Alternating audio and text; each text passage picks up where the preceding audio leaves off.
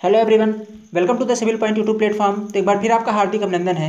SSC JE, Rajasthan JEE और व्यापम सब engineer के स्पेशल क्रैश कोर्स की सीरीज में आज स्टार्ट करने वाले हैं अपन एक नया सब्जेक्ट इन्वायरमेंटल इंजीनियरिंग। काफ़ी इंपॉर्टेंट सब्जेक्ट है, काफ़ी सारे क्वेश्चन यहाँ से पूछे जाते हैं। ठीक है, तो आज इसे अपन स्टार्ट करेंगे। पहले इसका माइंड मैप समझेंगे, जैसे कि मेरे पढ़ाने का तरीका है। पहले माइंड मैप, इसके पश्चात इसके जो भी प्रीवियस ईयर क्वेश्चन होंगे, वो चाहे एसएससी जेई के अंदर हों, चाहे वो अदर ए या जेई के अंदर आए हुए हों, उन सबको डिस्कस करेंगे। ठीक है, तो और स्पेशली बता दूं कि जो भी आप अगर मध्य प्रदेश जेई की तैयारी कर रहे हैं, ठीक है, तो अभी फिलहाल में एमपी व्यापम के थ्रू जेल प्रेरी की वैकेंसी का नोटिफिकेशन आउट कर दिया गया है। ठीक है, तो अब ऐसी आशा की जा रही है काफ़ी समय के बाद जब व्यापम की तरफ से कोई भी किसी वैकेंसी का नोटिफिकेशन आउट किया गया है, तो 1 या 2 महीने के बाद जो भी वैकेंसी आपकी पेंडिंग है, जैसे कि सब इंजीनियर की वैकेंसी काफ़ी टाइम से पेंडिंग है, तो वो भी आपकी सितंबर तक उसका भी नोटिफिकेशन आ जाएगा। और उसके 2 या 3 महीने के बाद यानी कि जनवरी या लास्ट दिसंबर या जनवरी तक उसके पेपर भी हो जाएंगे। तो अगर आप सब इंजीनियर को लेकर के सीरियस हैं, ठीक है, तो आपके लिए बेस्ट टाइम है तैयारी करने का। जुट जाइए, लग जाइए, यही टाइम है तैयारी करने का। और अगर आपने एसएससी जेई का भी फॉर्म फिलअप कर रखा है, तो उसकी भी जो एग्ज़ाम की डेट है वो पोस्टपोन हो चुकी है ड्यू टू कोरोना वायरस। और उसकी भी जो आपकी एग्ज़ाम डेट है वो लास्ट दिसंबर रखी गई है। राजस्थान जेई का भी आपने अगर फॉर्म फिलअप किया हुआ है, तो उसकी भी जो एग्ज़ाम डेट है अभी अनाउंस नहीं हुई है, पर ऐसी आशा है कि हालात सामान्य होने में जनवरी तक लग जाएंगे, तो वो भी जाकर के आपका जनवरी के आसपास ही उसके पेपर होंगे। तो ये जो टाइम है आपके लिए काफ़ी इंपॉर्टेंट है, बहुत महत्वपूर्ण है। इसमें आप बहुत शानदार तैयारी कर सकते हैं। और अगर आपने इन सब का फॉर्म फिलअप किया है, तो आप एक अच्छी स्टडी कर सकते हैं और इनको फाइट कर सकते हैं। ठीक है, इस टाइम को आप सही तरीके से यूज कर सकते हैं। अगर आपको इनके रिगार्डिंग, इन एग्जाम्स के रिगार्डिंग किसी प्रकार का स्टडी मटेरियल चाहिए, ठीक है, जैसे कि इनके हैंड रिटन, हर सब्जेक्ट के हैंड रिटन नोट्स चाहिए, वीडियो लेक्चर्स चाहिए, या कि इनके प्रीवियस ईयर पेपर चाहिए पीडीएफ के फॉर्म पे, तो आप हमें इस नंबर पर व्हाट्सअप कर सकते हैं।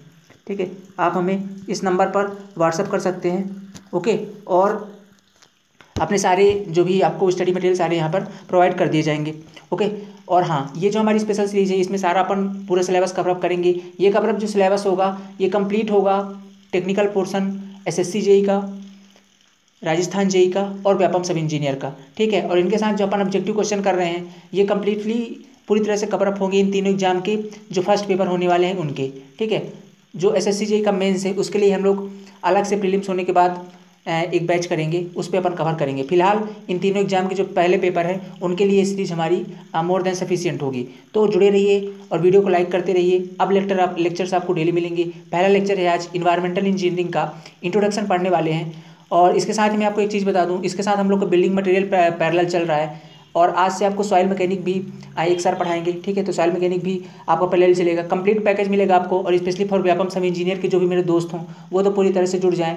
ओके, उनके लिए हम लोग नॉन टेक्निकल पोर्शन भी लेकर के आ रहे हैं। ओके, और ठीक है, तो आप लोग जुड़ जाइए, वीडियो को लाइक कीजिए और चैनल को सब्सक्राइब जरूर कीजिए। चलिए लेक्चर को स्टार्ट करते हैं। इन्वायरमेंटल इंजीनियरिंग का लेक्चर नंबर फर्स्ट है, और आज पढ़ने वाले हैं थोड़ा सा बेसिक, क्या होती है इन्वायरमेंटल इंजीनियरिंग, क्या करते हैं अपन इसके अंदर। तो समझिएगा दोस्त। देखो यार, मैंने एकदम बहुत ही सीधा सा लड़का हूँ, मान लो, बहुत ही शानदार तरीके से समझाने का प्रयास करूँगा आपको। पहली बात तो एकदम साधारण तरीके से, ठीक है, अगर आप कुछ भी नहीं जानते तो भी आपकी चीज़ें समझ में आएंगी, ये मेरी गारंटी है। इन्वायरमेंटल इंजीनियरिंग क्या है, पहले तो मुझे आप ये बता दो। ठीक है, तो देखो यार, लेक्चर स्टार्ट करने से पहले एक चीज़ बता दूं, अगर आप इस लेक्चर की पीडीएफ चाहते हैं तो वो भी आपको प्रोवाइड कर दी जाएगी। लेक्चर की पीडीएफ मैं शेयर कर देता हूँ अपने फेसबुक पेज पर। ठीक है, अपने फेसबुक पेज पर द सिविल पॉइंट का फेसबुक पेज जाइए और वहाँ से आप इसे डाउनलोड कर सकते हैं।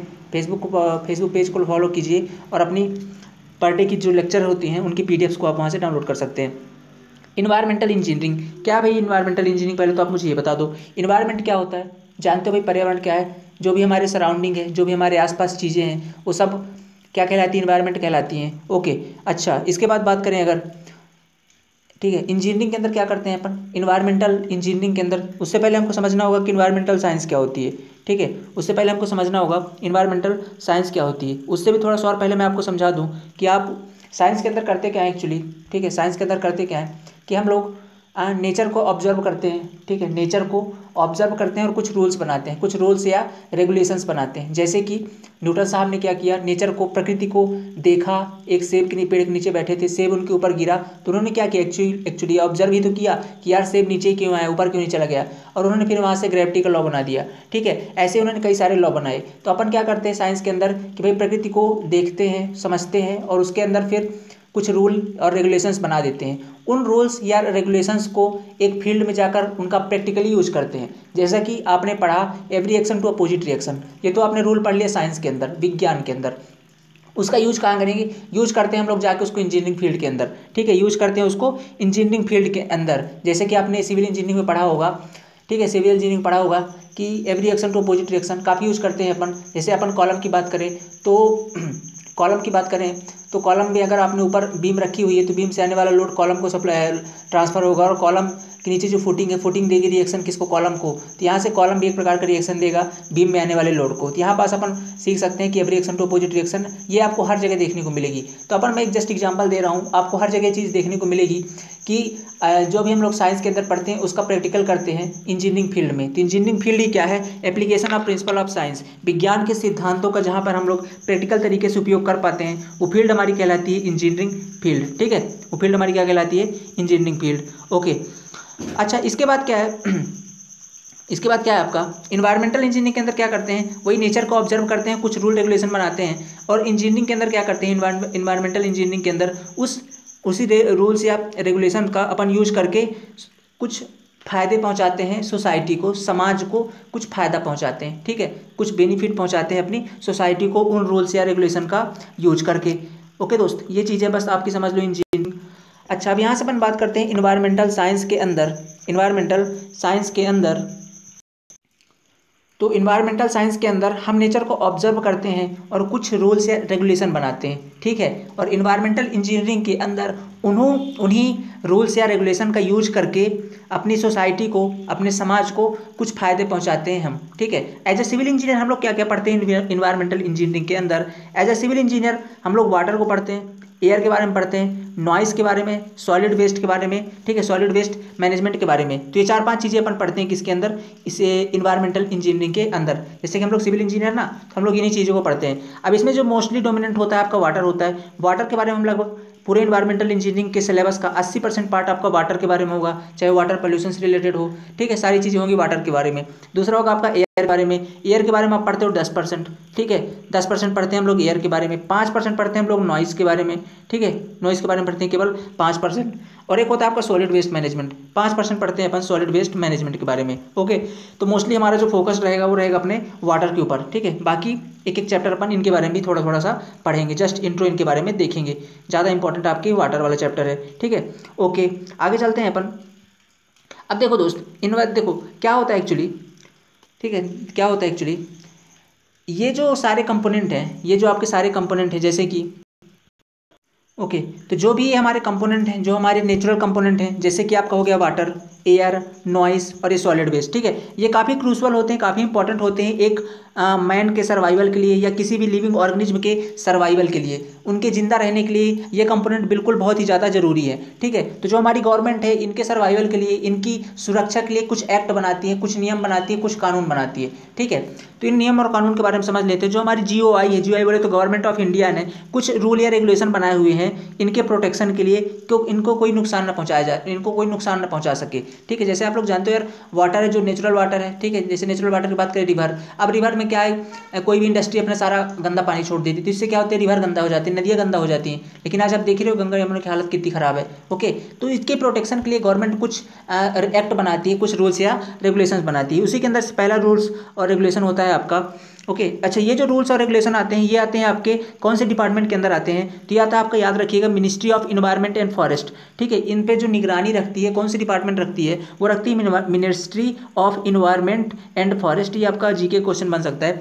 पहला डिपार्टमेंट है, पहला एक्ट है water pollution prevention and control act 1974। 1974 में वाटर के पोल्यूशन से बचाने के लिए एक एक्ट बनाया गया था, water pollution prevention and control act, okay. इसके बाद दूसरा एक्ट बनाया गया इन्वायरमेंटल प्रोटेक्शन एक्ट। 1974 में जब ये एक्ट बनाया गया तो उसको उस तरह से सीरियस नहीं लिया जा रहा था। इसके बाद इसी एक्ट को अमेंडमेंट करके 1986 में एक और एक्ट बनाया गया, थोड़ा सा इस कानून को और मजबूत किया गया। नाम था इन्वायरमेंट प्रोटेक्शन एक्ट 1986, ठीक है। और इसके अंदर क्या था, नो राइट टू अपील। अगर आपने कुछ ऐसा किया है, आपने इन्वायरमेंट के किसी ऐसे अवयव को, जैसे एयर, वाटर या किसी भी इन्वायरमेंट को क्षति पहुँचाने का दुस्साहस किया है, तो आपको अपील तक करने की गुंजाइश नहीं होगी। आप इसमें आपके पास अपील तक करने का अधिकार नहीं होगा, आपको सीधे जेल हो जाएगी। ठीक है, इसमें थोड़ा सा सख्ती दिखाई गई इस कानून के अंदर। तो मुख्यतः गवर्नमेंट ऑफ इंडिया ने 2 कानून बनाए, वाटर पोल्यूशन प्रिवेंशन एक्ट 1974 और इन्वायरमेंटल प्रोटेक्शन एक्ट 1986, जिसमें कि आपको इसमें थोड़ा सा इसको मजबूत बनाया गया, जिसमें आप क्या कर सकते हैं कि मतलब अपील तक करने का अधिकार आपके पास नहीं होता, सीधे आपको जेल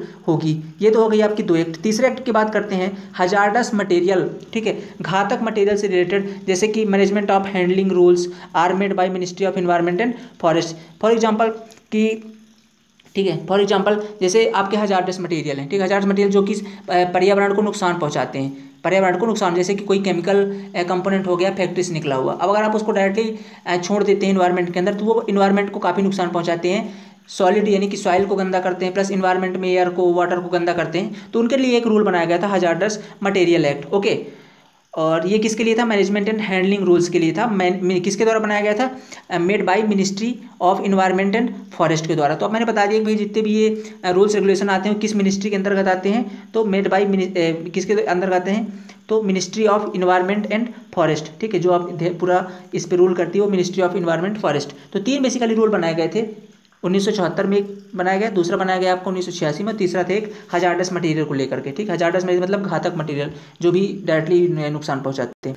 अब मुझे एक बात बताओ, थोड़ा सा अपन यहाँ से वाटर के बारे में पढ़ेंगे। वाटर काफ़ी इंपॉर्टेंट चैप्टर है आपके इन्वायरमेंट का। ये जस्ट एक इंट्रो था, इंपॉर्टेंट एक आपको सब्जेक्ट से जोड़ने का मेरा प्रयास था। एक बार जुड़ जाओ, कहाँ कहाँ से चीज़ें आ रही हैं आपके माइंड में थोड़ी सी क्लियर हो जाए। इस टॉपिक आपका स्टार्ट होता है यहाँ से, इंट्रो पढ़ेंगे वाटर के बारे में। हमारा जो मेन डोमिनेंट पार्ट है इन्वायरमेंट का वो है वाटर, पानी। ठीक है, एक आदमी को या किसी भी जीव जंतु को इस धरा पर, इस पृथ्वी पर जिंदा रहने के लिए वाटर कितना इंपॉर्टेंट है, इसकी अहमियत आप भली भांति समझते होंगे। ठीक है, मैं आशा करता हूँ आप भली भांति समझते होंगे। तो आपका एज ए सिविल इंजीनियर, आपने सिविल इंजीनियरिंग कर रखी है। ठीक है, आज मैं इंपॉर्टेंस समझाऊंगा आपको, सिविल इंजीनियरिंग की इंपॉर्टेंस समझाऊंगा इन्वायरमेंट के प्रति। आप समाज के लिए आपके क्या उत्तरदायित्व हैं, आपके क्या रिस्पॉन्सिबिलिटीज़ हैं एज ए सोसाइटी को लेकर के, उसके बारे में आज बात करेंगे। जैसे बात करते हैं सबसे पहले नेचुरल रिसोर्सेज की, वाटर की। ठीक है, ये आपको फ्रीली अवेलेबल होता है। ठीक है, तो ये आप किस तरह से एज ए सिविल इंजीनियर आप इसमें कैसे काम करते हैं। तो देखो दोस्तों, आपने सुन रखा होगा, जैसे मान लो एक छोटी सी स्टोरी सुनाना चाहूँगा, इससे आपको काफ़ी ज़्यादा आइडिया लग जाएगा। जैसे मान लो एक छोटी सी स्टोरी मैं आपको सुनाना चाहता हूँ। आप मान लो सिविल इंजीनियर हो, ठीक है, हो नहीं तो बन गए होगे तो बन जाओगे, जैसे भी हो आप सिविल इंजीनियर हो। ठीक है, और आप किसी टाउन पे रहते हो, किसी भी टाउन में रहते हो, और उस टाउन में होने वाले हैं इलेक्शन, उस पर्टिकुलर एरिया के अंदर होने वाले हैं इलेक्शन, कोई एमएलए चुनाव के अंदर खड़ा हो रहा है। अब ये एमएलए क्या हो रहा है, चुनाव के अंदर जब खड़ा होता है तो लंबे लंबे वादे करता है। ठीक है, चाहे भले बाद में मुकर जाए, है ना, बाद में मुकर जाए, लेकिन लंबे लंबे वादे करता है कि आपकी सोसाइटी की, आपके इस टाउन की जो भी प्रॉब्लम होगी आप मेरे को वोट दे के जिता दो, मैं इस प्रॉब्लम को सॉल्व कर दूंगा। ऐसे सारे वादे करते हैं। ठीक है, तो ऐसे ही इस एमएलए ने करे, और इसने फिर लोगों ने बोला कि यार एक काम करो, आप हमारे इधर सबसे बड़ी प्रॉब्लम है क्या, सबसे बड़ी प्रॉब्लम है यहाँ की कि भाई यहाँ पे वाटर सप्लाई स्कीम नहीं है। ठीक है, आपने मोदी जी का नल घर योजना सुना होगा, जल घर नल घर योजना, ऐसे कर कोई योजना थी। ठीक है, उसके अंदर क्या था कि भाई हर घर में पेयजल पहुंचाना है, शुद्ध पानी, पीने का पानी हर घर में पहुंचाना है नल के द्वारा, है ना, नल के द्वारा। तो वैसे ही कुछ था कि इसने एमएलए ने वादा कर दिया कि मैं घर घर पानी पहुंचाऊंगा। अच्छा, इसने वादा तो कर दिया, पर ये तो है मतलब नेता आदमी, ठीक है, इसको क्या पता क्या कैसे पानी सप्लाई करनी है। तो ये किसके पास जाएगा, एक बार मान लो इसको जनता ने वोट दे के जिता दिया तो क्या करेगा, अब इसको अपने वादे तो पूरे करने ही है, नहीं तो जनता इनके सर पे बैठ जाएगी, भाई कि आपने वादे किए थे नेताजी, बताओ अब कहाँ बनवा रहे हो, आप पानी की व्यवस्था करवाओ। तो क्या करते हैं ये नेताजी, ये जाते हैं उस एरिया के सिविल इंजीनियर के पास, जो भी उस एरिया में पीडब्ल्यूडी डिपार्टमेंट पे जो भी इंचार्ज होगा सिविल इंजीनियर, ठीक है, उसके पास जाते हैं, बोलते हैं भाई एक ऐसी ऐसी बात है, इस एरिया के लिए आपको एक डिज़ाइन करना है, क्या वाटर सप्लाई स्कीम डिज़ाइन करनी है, घर घर मेरे को पानी देना है।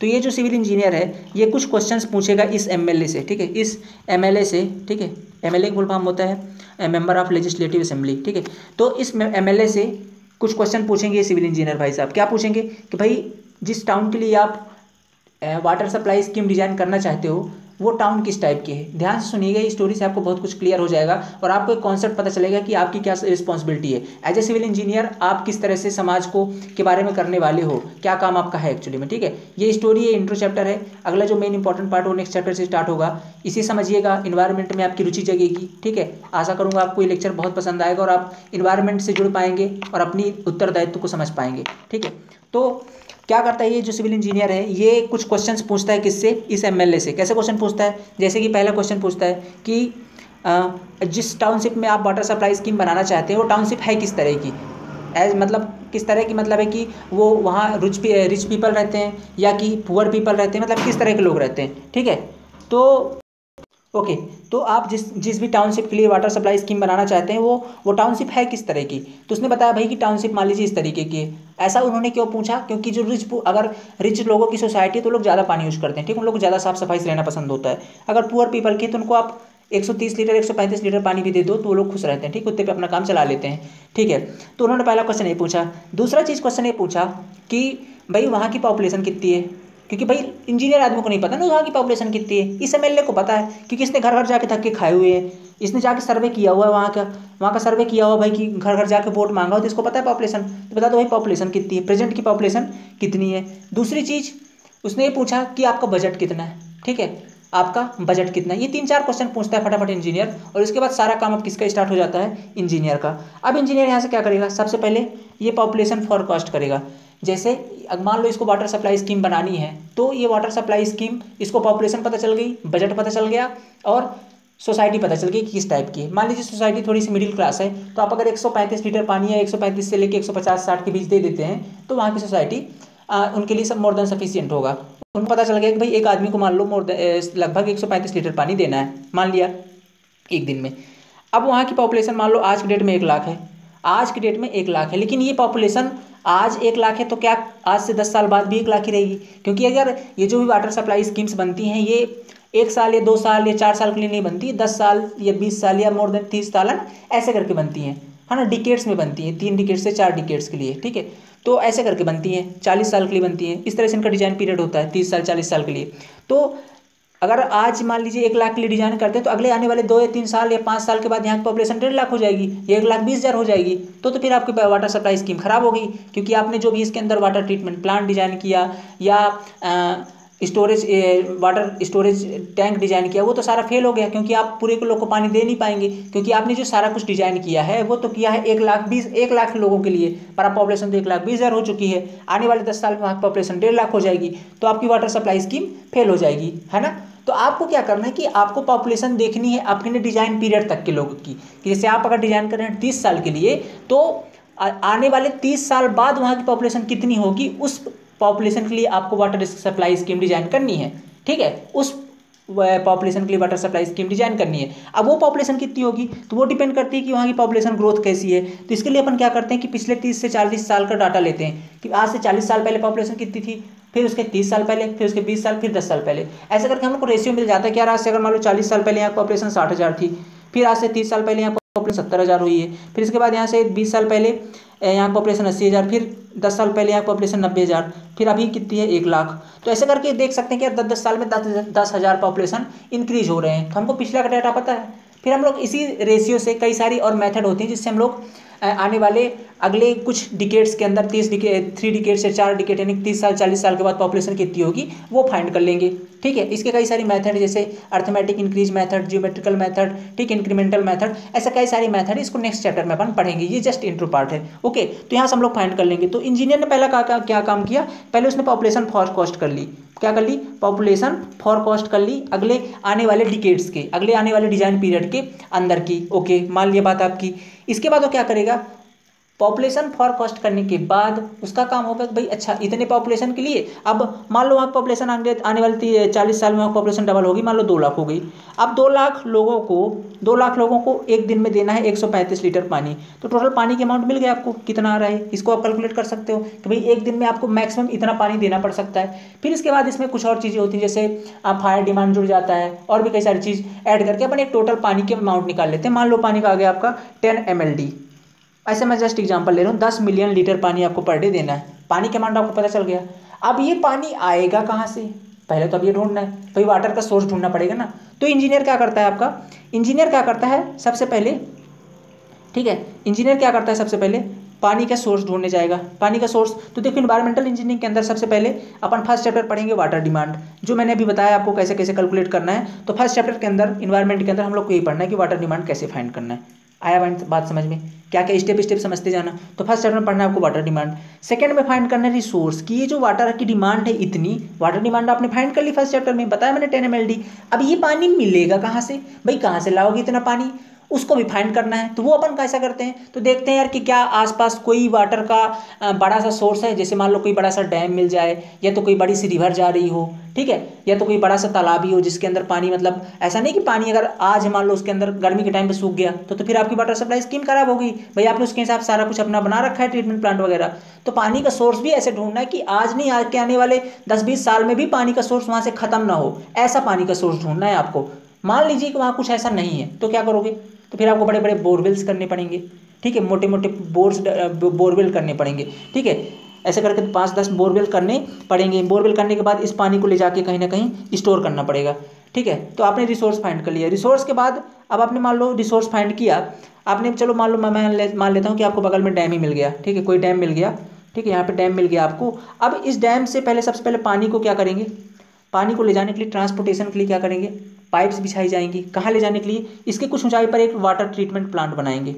क्या बनाएंगे, वाटर ट्रीटमेंट प्लांट। क्योंकि यार देखो ये तो क्या ओपन सोर्स है, मान लो डैम है, अब इसके अंदर किसी प्रकार की घातक मटेरियल उपस्थित हो सकते हैं, विषाक्त गैसेस हो सकती हैं यार, क्योंकि इसके अंदर कुछ भी हो सकता है ना यार, अपन गंदा पानी पिला नहीं सकते। मान लो कुछ ऐसा आपने पिला दिया, अब इसके अंदर कुछ केमिकल्स हो सकते हैं। मान लो यहाँ पे नदी बह रही थी, ठीक है, मैं एग्जांपल आपको समझाता हूँ। मान लो एक ऐसी नदी बह रही थी, आपको मान लो नदी मिल गई, जैसे अपना आप नदी मिल रही। अब इस नदी के यहाँ पास कोई केमिकल फैक्ट्री है जिसने अपना केमिकल सब छोड़ा हुआ है किसके अंदर, नदी के अंदर। अब आप क्या कर रहे हो कि इसी नदी से आप पानी ले रहे हो पीने के लिए, यहाँ से आपने पानी उठा लिया और दे रहे हो, सप्लाई कर दे रहे हो टाउनशिप को। अब मान लो इसने केमिकल छोड़ा हुआ है यहाँ से, तो ये आकर केमिकल यहाँ पास आया और आपने इसी को उठाकर दे दिया किसी गांव वाले को, तो रात के रात पूरा गांव साफ हो गया, फिर मर गए सारे। तो आप कहाँ जाओगे, आपकी पूजा करेंगे बैठा के, नहीं ना, जेल में डाल देंगे आपको, है कि नहीं। तो आपको क्या करना है, पानी को पहले सप्लाई करने से पहले उसका करना पड़ेगा आपको क्वालिटी पैरामीटर चेक, कि ये जो पानी पीने लायक है कि नहीं, इसकी क्वालिटी क्या क्या है। तो हम लोग तीसरे चैप्टर के अंदर करते हैं। पहले तो क्या करिए, आपने सोर्स ढूंढा, पानी का सोर्स ढूंढा। अब इस पानी को ले जा करके कहाँ रख दिया, वाटर ट्रीटमेंट प्लांट के अंदर। वाटर ट्रीटमेंट प्लांट ले जाने के लिए आपने यहाँ पे कन्वेंस बना दिए, आपने पाइप्स बिछा दी, पाइप्स के थ्रू पंप लगा दिए, पंप के थ्रू कहाँ चला गया आपका वाटर ट्रीटमेंट के अंदर। अब वाटर ट्रीटमेंट प्लांट के अंदर अपन क्या करते हैं, इसका करते हैं क्वालिटी पैरामीटर चेक। तो तीसरे चैप्टर के अंदर इसका कन्वेंस पढ़ेंगे, ठीक है। इसके बाद क्वालिटी पैरामीटर पढ़ेंगे। क्या पढ़ेंगे भाई, क्वालिटी पैरामीटर। क्वालिटी पैरामीटर का मतलब क्या है, इसकी 3 चीज़ें क्वालिटी पैरामीटर चेक की जाएंगी। पहला क्या होता है आपका फिजिकल क्वालिटी पैरामीटर, देखने में कैसा है, गंध वंध कैसी है। दूसरी चीज़ पढ़ेंगे केमिकल का, इसके अंदर कोई केमिकल तो नहीं है, केमिकल क्वालिटी पैरामीटर, ठीक है। और इसके बाद फिर आपका तीसरा बायोलॉजिकल क्वालिटी पैरामीटर। तो ऐसा करके अपन इसके 3 क्वालिटी पैरामीटर पढ़ेंगे। ये आएगा आपका चैप्टर नंबर 4 में, ये अपन चैप्टर नंबर 4 में पढ़ेंगे। इसके बाद आता है आपका ट्रीटमेंट ऑफ वाटर। अब आपको पता चल गया कि इसके अंदर बीमारी है, ठीक है, पता चल गया इसके अंदर बीमारी है। फिर इसका करेंगे ट्रीटमेंट मतलब मान लो इसके अंदर आपका कोई विषाक्त गैसेस बहुत ज़्यादा है, तो इसको क्या कर दो, आप इसका ट्रीटमेंट कर दो, उसको रिमूव कर दो। इसके बाद अब पानी साफ हो गया, तो इसके बाद अपन क्या करेंगे, चौथा चैप्टर पढ़ेंगे क्वालिटी पैरामीटर के बाद आएगा आपका ट्रीटमेंट ऑफ वाटर। पानी को आपने ट्रीटमेंट कर लिया, अब पानी को आपने साफ कर लिया, फिर इसको स्टोर करना है। अब स्टोर आप 2 तरीके से कर सकते हो, या तो आप संप में करोगे। संप एक गड्ढा होता है जमीन के अंदर, इसको संप बोलते हैं। दूसरा आप ओवरहेड वाटर टैंक में करोगे। कहाँ करोगे, ओवरहेड वाटर टैंक के अंदर। कैसा होता है आपको ओवरहेड वाटर टैंक, ऐसा होता है, देखा होगा आपने, ठीक है, ऐसा। अच्छा, आपने शोले मूवी देखी है, धर्मेंद्र बसंती का नाम लेके कहाँ चढ़ जाता है बताओ, बसंती मैं थारे बिना जी नहीं सकता, कहाँ चढ़ जाता है ऐसे बोलते हुए, चढ़ जाता है ना एक पानी की टंकी के ऊपर, वही उसी को बोलते हैं ओवरहेड वाटर टैंक, ठीक है, वही होता है आपका ओवरहेड वाटर टैंक, ठीक है, याद रखिएगा। तो वहाँ ये हो गया, आप उसमें स्टोर कर सकते हो। अब इसमें भी 2 तरीके, अगर आप सम्प के अंदर स्टोर करते हो तो आपको पंप लगाने पड़ेंगे सप्लाई के लिए, है ना, क्योंकि आपको हेड चाहिए ना, प्रेशर चाहिए, तभी तो पानी जाएगा। और यदि आप ओवरहेड वाटर टैंक के अंदर सप्लाई मान लो स्टोर करते हो, ठीक है, ओवरहेड वाटर टैंक के अंदर स्टोर करते हो, तो इसके लिए आपको पंप नहीं चाहिए, क्योंकि आपको हेड मिल रहा है ड्यू टू ये हाइट के कारण, हेड मिल जाएगा और आप डायरेक्ट सप्लाई कर पाओगे। पढ़ेंगे इसको डिटेल में पढ़ेंगे, ठीक है। तो इससे 2 तरीके से हम स्टोर कर सकते हैं, उसकी डिजाइनिंग करेंगे। इसके बाद अब आपको पानी सप्लाई करना है। पानी सप्लाई करने के लिए आप घर तो बाल्टी पहुँचाओगे नहीं, भैया आपका 135 लीटर पानी ले लो, नहीं पहुँचाएगी। क्या करेंगे, एक सप्लाई स्कीम बिछानी पड़ेगी, एक डिस्ट्रीब्यूशन नेटवर्क बिछाना पड़ेगा। डिस्ट्रीब्यूशन नेटवर्क बिछाने के लिए आपको 3rd चैप्टर में अपन पढ़ेंगे डिस्ट्रीब्यूशन नेटवर्क के बारे में, ठीक है। किसके बारे में, डिस्ट्रीब्यूशन मतलब घर पाइप बिछाना पड़ेगी, उसकी भी कई सिस्टम होती है, ग्रिड और किस प्रणाली के अंदर बिछाओगे, तो ये पढ़ेंगे अपन नेक्स्ट चैप्टर के अंदर, ठीक है। नेक्स्ट चैप्टर के अंदर इसको पढ़ेंगे। देन इसके बाद क्या करेंगे, आपने पानी सप्लाई कर दी, लोगों ने यूज कर लिया। यूज करने के पश्चात पानी क्या करेगा, वापस सीवर लाइंस के थ्रू आएगा। भाई देखो, अगर आपने लोगों को 100 mld पानी दिया है ना, 100 mld, तो उसका 80% पानी यानी कि 80 mld पानी वापस मिल जाता है आपको थ्रू सीवर लाइंस के थ्रू आपको 80 mld पानी मिल जाता है। तो बोलोगे 20 mld कहाँ गया यार, तो ये लोगों ने पी नहीं लिया। कुछ लोग बोल देते हैं लोगों ने पी लिया, नहीं पी नहीं लिया, एक्चुअली पीने के बाद ही तो निकाला ना, तो वो एक्चुअली पी नहीं लिया, वो उसमें आपका टेम्परेचर के कारण लॉस हो जाता है, ठीक है, टेम्परेचर के कारण लॉस हो जाता है, कुछ हुआ पाइप के थ्रू लॉस हो जाता है, कुछ लॉस हो जाते हैं, ठीक है, लॉसेस के थ्रू टेम्परेचर के कारण है ना, इवापोरेशन वगैरह हो गया, तो इन सब चीज़ों का लॉस हो जाता है। आपको 80 mld पानी ड्यू टू सीवर लाइन्स मिल जाता है। तो आप क्या करोगे, पानी को जो उन्होंने यूज़ कर लिया गंदा पानी, मान लो कपड़े वपड़े धुल के यूज़ कर लिया गंदा पानी, अब इसको लिए सीवर लाइन्स में इकट्ठे करोगे, मतलब अब उसके लिए आप सीवर लाइन्स बिछाओगे, नालियाँ बनाओगे, ठीक है, नालियाँ आपने बनाओगे। ये नालियों के थ्रू आप पानी को कहाँ लेके जाओगे, सीवेज ट्रीटमेंट प्लांट में। क्या बोलोगे, सीवेज ट्रीटमेंट प्लांट में। अब आप लेके जा रहे हो सीवेज ट्रीटमेंट प्लांट के अंदर। अब इस सीवेज ट्रीटमेंट प्लांट के अंदर पूरे गंदे पानी को एकत्रित करोगे आप, ठीक है, मान लो ये सीवेज ट्रीटमेंट प्लांट है आपका, और यहाँ आपने इस पानी को एकत्रित कर लिया। अब इस पानी के अंदर अब एकत्रित क्यों किया, डायरेक्ट क्यों नहीं छोड़ दिया किसी में, क्योंकि यार इसके अंदर अभी कुछ घातक केमिकल है, ठीक है, घातक केमिकल है, और ये घातक केमिकल अगर अपन डायरेक्ट किसी सोर्स में छोड़ देते हैं तो उसके अंदर जो भी जीव जंतु होंगे, जैसे नदी में छोड़ दोगे, नदी के अंदर अगर कुछ जीव जंतु तो वो मर जाएंगे, तो उनको भी तो हमको हम ही को सुरक्षा करनी है ना, तो अपन डायरेक्ट ऐसे गंदा पानी नहीं छोड़ सकते हैं, इसका करेंगे पहले ट्रीटमेंट। अब ट्रीटमेंट करने से पहले इसमें चेक तो करनी पड़ेगी इसकी बीमारी क्या है, भाई किसी की इलाज करने से पहले चेक करना पड़ेगा ना बीमारी क्या है। ऐसा थोड़ी कि आपके पास जितनी दवाई है सब पिला दो, कुछ ना कुछ होगा तो ठीक ही हो जाएगा, ऐसा नहीं करते ना अपन। मान लो आपको बुखार चढ़ा, आप मेडिकल के पास जाते हो, डॉक्टर के पास जाते हो, क्या बोलता है, जितनी उसके पास दवाइयाँ सब ठोंक दो, नहीं, क्या करते हो भाई, चेक करो ना पहले कि मलेरिया कि टाइफाइड है क्या है, उसके हिसाब से दवाई देता है। वैसे इसको चेक करेंगे, इसकी क्वालिटी चेक करेंगे, आखिर इसको बीमारी है क्या, इसको बीमारी है क्या, तो इसकी बीमारी के हिसाब से मान लो इसका फिर क्या करते हैं, तो अपन इसका चेक करते हैं quality parameter of characteristic of sewage. क्या चेक करते हैं अपन इसका, कैरेक्टरिस्टिक्स ऑफ सीवेज, इसमें क्या क्या इसकी विशेषता, क्या क्या इसकी हानियाँ हैं, ठीक है, वो चेक कर लिए। इसके बाद क्या करते हैं, जो भी इसकी बीमारी होगी फिर इसका करते हैं सीवेज ट्रीटमेंट। क्या करते हैं भाई, सीवेज का करते हैं ट्रीटमेंट। ये जितनी टॉपिक मैं आपको बता रहा हूँ सारे एक एक चैप्टर हैं जिनको अपन अलग अलग इन्वायरमेंट में पढ़ने वाले हैं, जस्ट इंट्रो चैप्टर है, ऐसे ऐसे करके अपन स्टेप बाय स्टेप हर एक चैप्टर के बारे में पढ़ेंगे। फिर इसका करेंगे अपन सीवेज ट्रीटमेंट, ये एक चैप्टर हो जाएगा आपका। सीवेज ट्रीटमेंट करने के बाद यहाँ से निकलता है आपका एफ्लुएंट। क्या निकलता है आपका, एफ्लुएंट बोलते हैं इसको, ठीक है, एफ्लुएंट, ठीक है। अब इस एफ्लुएंट को क्या करते हैं अपन, इस एफ्लुएंट को ले जाके किसी वाटर सोर्स में आप छोड़ सकते हो, या इससे सिंचाई वगैरह कर सकते हो, अपने यूज में ले सकते हो। तो इस तरह से आपका पानी देने से लेकर के पानी लेने तक का सारा प्रोसेस हो गया। इतना चीज़ें अपन पढ़ेंगे वाटर के बारे में, ठीक है, इतनी चीज़ें अपन क्या पढ़ेंगे, वाटर के बारे में। देन इसके बाद आएगा आपका एयर का टॉपिक, एयर के बारे में पढ़ेंगे। फिर इसके बाद आएगा आपका नॉइस के बारे में, ठीक है, नॉइस के बारे में। फिर नॉइस के बारे में आएगा आपका लास्ट टॉपिक है आपका सॉलिड वेस्ट मैनेजमेंट, ठीक है, सॉलिड वेस्ट मैनेजमेंट, ये आपका होगा last topic, solid waste management. Okay, तो ऐसा करके आपके ये सारे टॉपिक्स हैं और इस तरह करके हम लोग इन्वायरमेंट को पूरा कंप्लीट करने वाले हैं। तो आशा करता हूँ आपको ये लेक्चर पसंद आया होगा।